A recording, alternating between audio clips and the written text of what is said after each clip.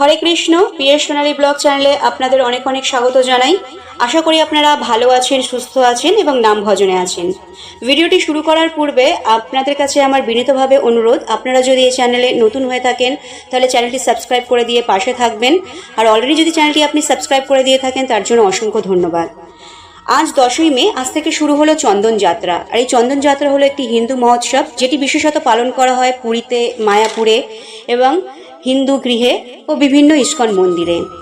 চন্দন যাত্রার মূল উপকরণ হলো চন্দন, আর এই দিন রীতি রয়েছে গৃহের এবং মন্দিরের গোপালকে চন্দন মাখিয়ে স্নান করানোর। তাই সৌম আজকে গোপলুকে পরম যত্নে চন্দন মাখিয়ে স্নান করিয়ে দিচ্ছে পরিষ্কার জল দিয়ে, এবং পরিষ্কার জল দিয়ে গোপলুকে স্নান করিয়ে দেওয়ার পরে সৌম ওকে ওর প্রিয় পোশাকটি পরিয়েও দিচ্ছে। প্রিয় পোশাকটি পরিয়ে দেওয়ার পরে গোপলুকে সৌম আসনে বসিয়ে দিয়ে ফুল দিয়ে সাজিয়ে দিল এবং গোপলুর প্রিয় বাঁশিটি ওর হাতেও দিয়ে দিয়েছে, কারণ